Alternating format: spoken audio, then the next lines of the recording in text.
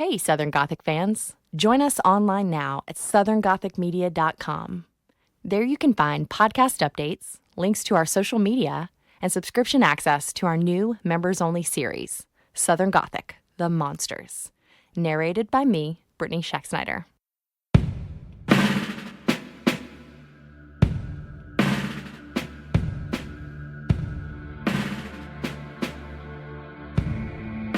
On March 20th, 1864, United States Army Generals Ulysses S. Grant and William Sherman met in a hotel room in downtown Cincinnati, Ohio, to devise an aggressive offensive strategy to bring the Confederacy to its knees. The country was over 3.5 years into the brutal fighting of the Civil War, and over 500,000 lives had already been lost. With no end in sight, Northern support for the war was beginning to waver. Political opponents of President Lincoln were demanding negotiated peace with the Confederate states, leaving Lincoln's prospects for re-election dim. And if he were unsuccessful, it would be the end of not only the United States, but the emancipation of 4 million slaves.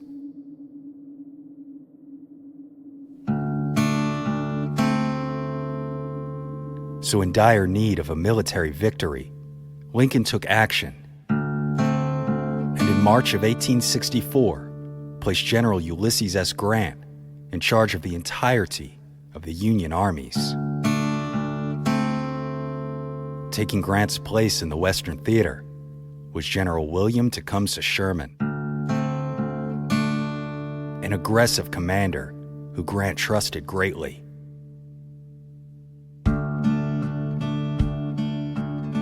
The pair would create an ambitious plan that sent Sherman and his men headfirst into the South to turn the tides of the war through the capture and subsequent destruction of the Confederate stronghold of Atlanta, Georgia.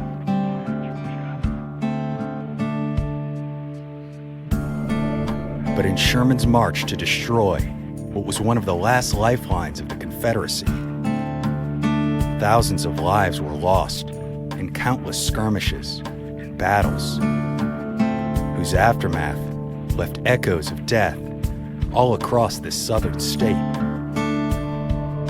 The remnants of General William Sherman's infamous vow to make Georgia howl.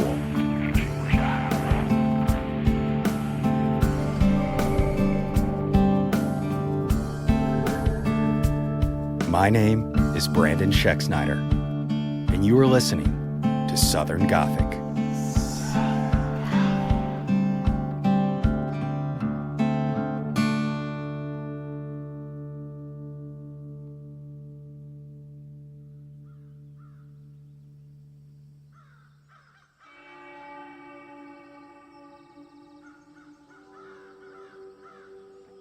William Tecumseh Sherman was born in 1820 in Lancaster, Ohio.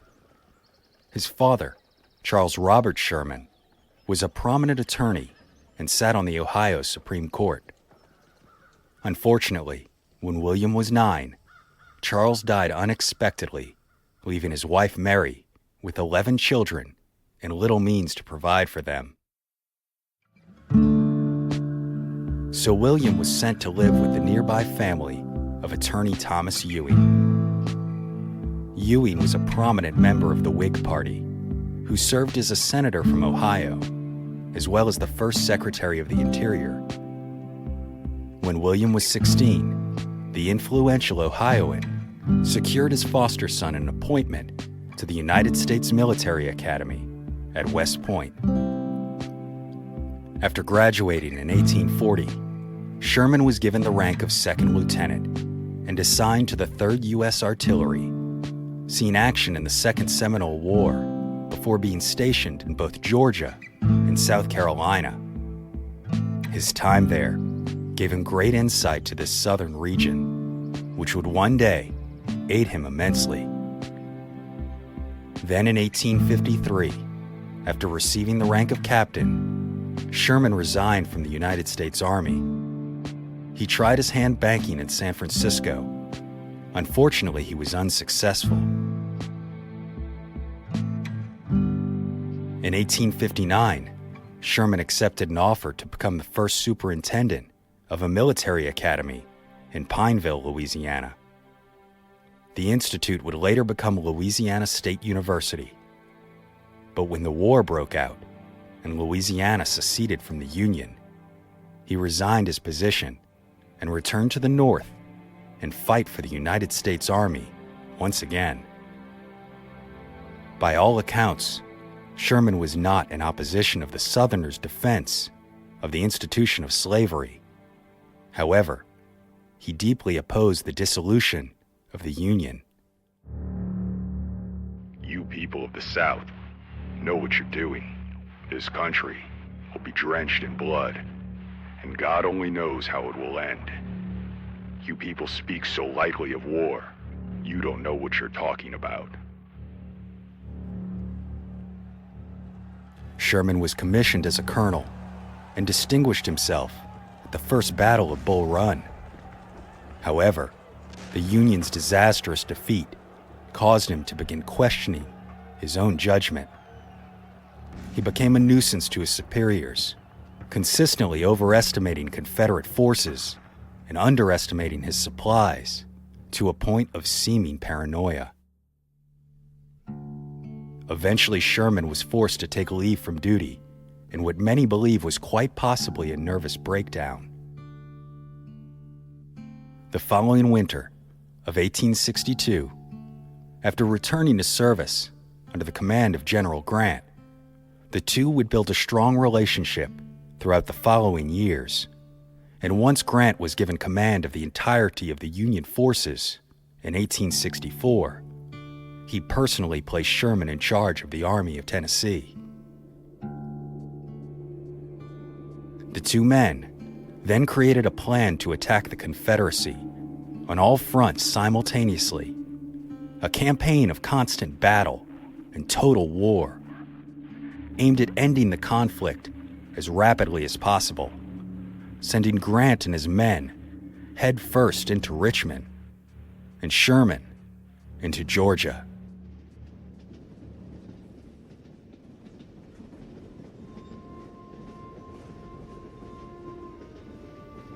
Protecting the city of Atlanta was an absolute necessity for the Confederacy. Due to its network of Western and Atlantic railroad lines, the city was a strategic hub for men, munitions, and supplies for Southern troops throughout the war. Unfortunately for the Southern Army, Sherman would use this railroad line to his advantage and began traveling down its path from Union-occupied Chattanooga, Tennessee, south to Atlanta, utilizing this rail system strategically as a lifeline to get supplies and provisions for his troops as they pressed deeper into the Confederacy.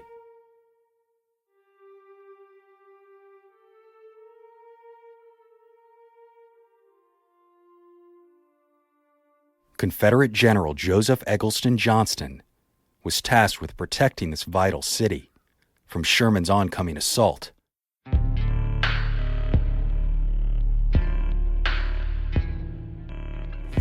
A West Point graduate just like Sherman, this Virginia native saw combat in the Mexican-American War, where he suffered battle wounds and was promoted for his distinguished service. By 1860, Johnston had more than 3 decades of military experience, attained the rank of brigadier general, and was serving as the quartermaster general for the United States Army. But when Virginia seceded in 1861, he resigned his commission and accepted a leadership role in the Confederate Army. General Johnston soon helped turn the tides of the First Battle of Bull Run, arriving to the conflict by rail with over 8,000 reinforcements. 387 Confederates lost their lives in the struggle, the Union 460. Compared to later conflicts, this number of casualties was not particularly high, but the Confederacy's success was critical in proving it to be an admirable force. But now, Johnston was severely outnumbered by Sherman's army, which at the time he entered northern Georgia in May of 1864, boasted 110,000 men to the Confederates' mere 53,800.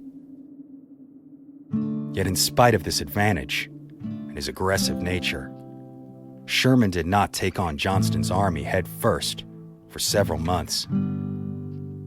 Instead, he successfully pressed the Confederate troops backward by engaging in a series of small-scale skirmishes, attacks, and maneuvers, outflanking the Southern troops in a dangerous game of cat and mouse, gaining ground along the way. By June 19, 1864, the Union Army had successfully forced the Confederate troops back to the city of Marietta, less than 50 miles from Atlanta itself. Johnston and his men dug in, establishing a line of fortifications between Marietta and Kennesaw, hoping to finally halt the Union's advances. The region's rugged terrain and 9 days of heavy rains assisted Johnston's attempts, preventing Sherman from outflanking the Confederates. But on June 27th, General Sherman could wait no longer. After ordering an immense artillery bombardment of the Confederate line, he boldly sent his troops forward, charging up Kennesaw Mountain for a full frontal assault. 2.5 hours of fighting ensued, and the Union lost 3,000 men to the Confederates' 1,000. This was a regretful decision that Sherman later deemed the hardest fight of the campaign to date. However, his decision did not prove to be entirely unsuccessful. In spite of heavy losses along the Confederate line, Union Major General John M. Schofield was able to threaten the Confederate Army's left flank, causing Johnston to withdraw once again.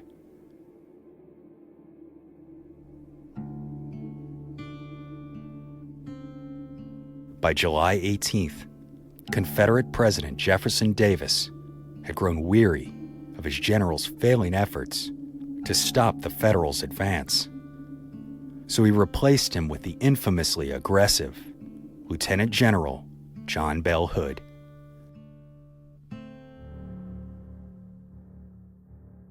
Hood quickly made an aggressive attempt to repel the Union Army at Peachtree Creek on July 20th, but was brutally defeated, with over 2,500 of his men dead.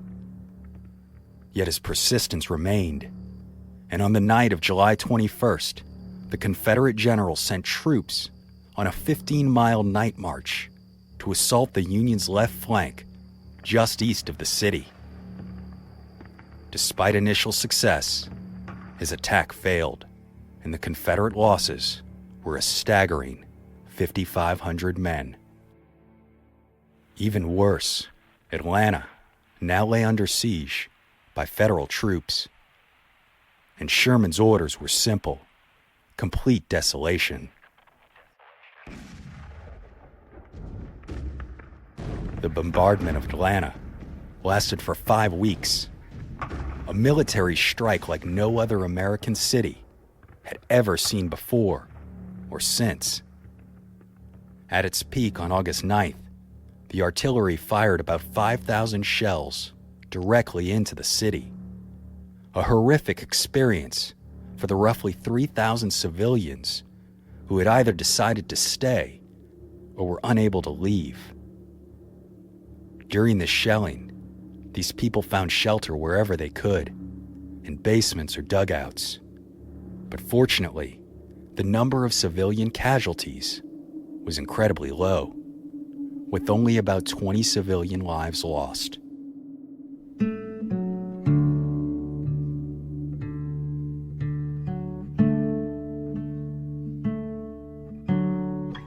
Then on August 26th, the shelling stopped. The last remaining supply line into the city had successfully been cut by Union troops. Hood was now forced to make the decision to either retreat or literally be starved out. So on September 1st, General John Bell Hood and his men began their retreat.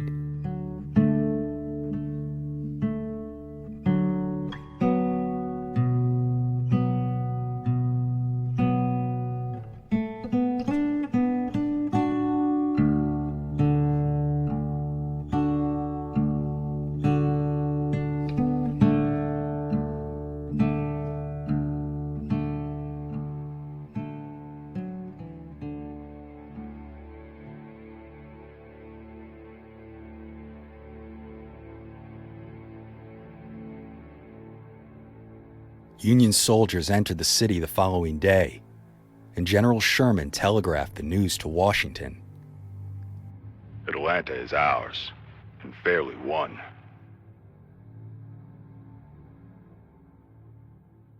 In 1860, Atlanta's population was nearly 10,000.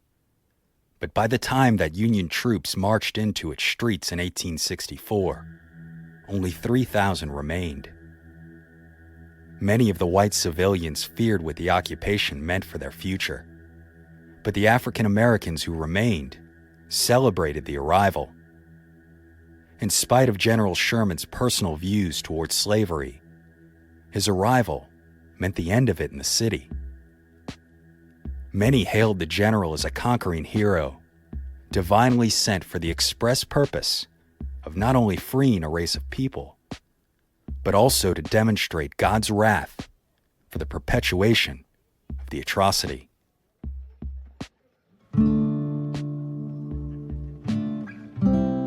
But Sherman saw the residents of Atlanta as a hindrance to his mission.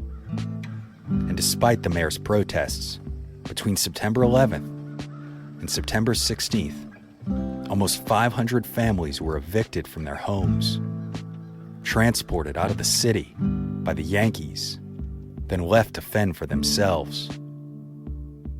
The Union generals then moved into the finer homes of Atlanta. Soldiers made camp in local parks and fields, some even building shanties out of wood stripped from vacant buildings. They remained for 2.5 months. During this time, General Sherman made preparations for his next campaign, a 250-mile march to Savannah, which would become known as the March to the Sea. However, before leaving the strategic stronghold of Atlanta, it was an absolute necessity that anything and everything that the South could possibly use to further their war effort be destroyed. So on November 11th, the block-by-block demolition plan began. Sherman ordered the destruction of, quote, all depots, car houses, shops, factories, foundries, and similar structures, mostly by battering rams and brute force, as the general ordered that fire not be used until the very last moment. Some Union soldiers disregarded the command and began to set fire to private residences over the next few nights. But it wasn't until the evening of November 15th, 1864, when the planned torching of the city of Atlanta was executed by Union engineers.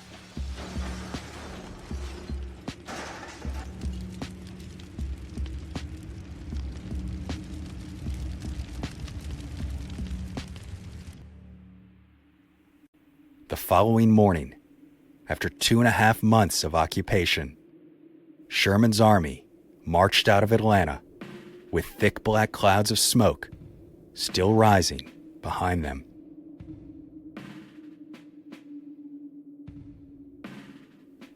"40% of Atlanta had been destroyed, and as Sherman marched on to Savannah, the Confederacy was powerless to stop him.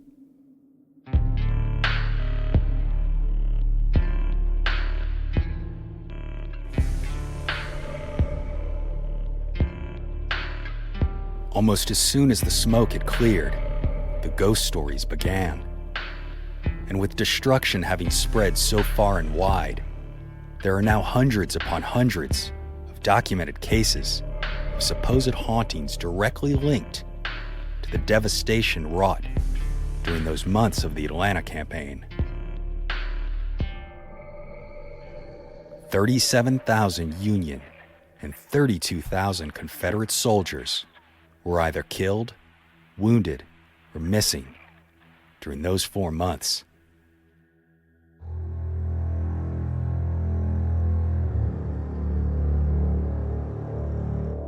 The fighting that occurred on Kennesaw Mountain was some of the most desperate of the campaign. And the exact location for the Union troops' frontal assault was aptly named the Dead Angle.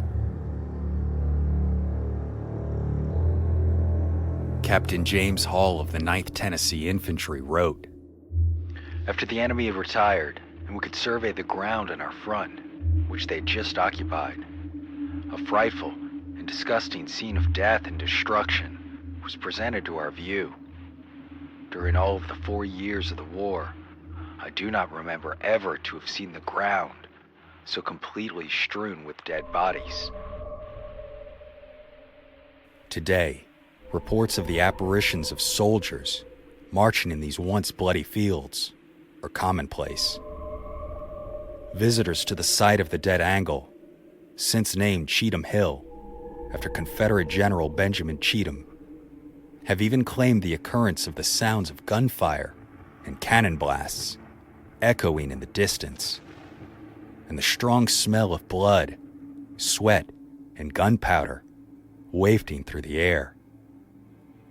The odor is frequently accompanied by an eerie haze, enveloping the earthworks that were once the Confederate line.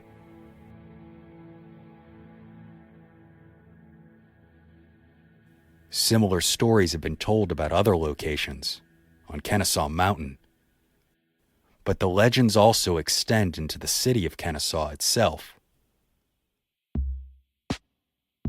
It's been reported that the disembodied sounds of Sherman's army continue to pass through Main Street on hot summer nights. The ghostly sounds of cavalry horses clattering, infantry marching, and artillery firing, all heard as clear as day, until eventually fading away into the distance. In nearby Marietta, the now famous Kennesaw House still stands. Prior to the capture and subsequent destruction of Atlanta, General Sherman personally utilized the building as a temporary headquarters. It would then become a hospital for wounded Union soldiers, as well as a morgue, till it fell victim to the infamous blaze. The building was reconstructed after the war and used as a hotel for years. Today, the Kennesaw House, which is home to the Marietta Museum of History, is also purportedly home to over 100 spirits. The most notable of which is the apparition of a Civil War-era surgeon.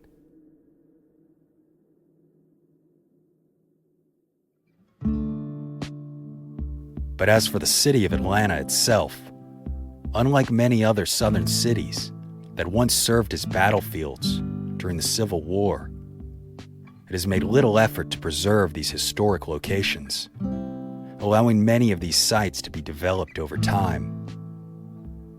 As a result, apparitions of Civil War soldiers have been reported in some of the most anachronistic environments, from apartments to restaurants, movie theaters, and even the local television station. But one of the most legendary haunted locations in the city of Atlanta is the Oakland Cemetery, where almost 4,000 unknown Confederate soldiers were laid to rest, often reinterred from battlefields all across Georgia. The city purchased the cemetery's land prior to the war, unaware that almost 2 centuries later, it would quite possibly be the most haunted place in the city. Reports began as early as 1933, mostly claims of the apparition of Confederate soldiers. But the most prominent tale of Oakland Cemetery is the Confederate roll call.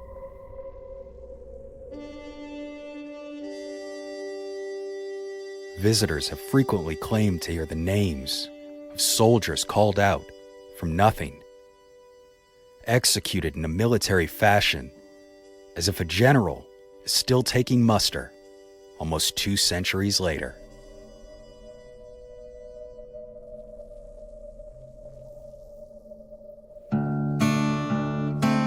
General William T. Sherman once proclaimed, "I would make this war as severe as possible and show no symptoms of tiring till the South begs for mercy." Nowhere was the strategy of total war more apparent than in the devastation brought to Georgia. But fortunately, the network of rail lines that had made Atlanta such a strategic wartime city would also help fuel the city's rebirth once the war had come to an end. During Reconstruction, investors flocked to the city for its modern economy, spurring unprecedented growth at the dawn of the 20th century. Atlanta literally rose from the ashes of the Confederacy and is now an immense metropolitan area.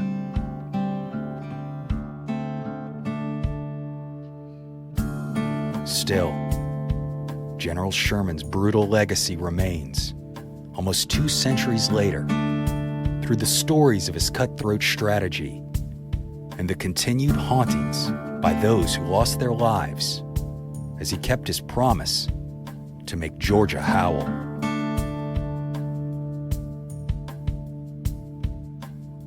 My name is Brandon Schexnayder, and you've been listening to Southern Gothic.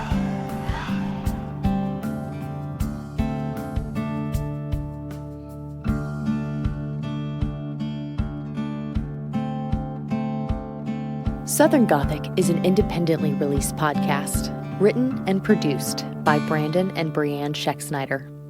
For special access to members-only content, including access to the series Southern Gothic, The Monsters, as well as updates and links to our social media, visit southerngothicmedia.com today. Lucky Little Shacks.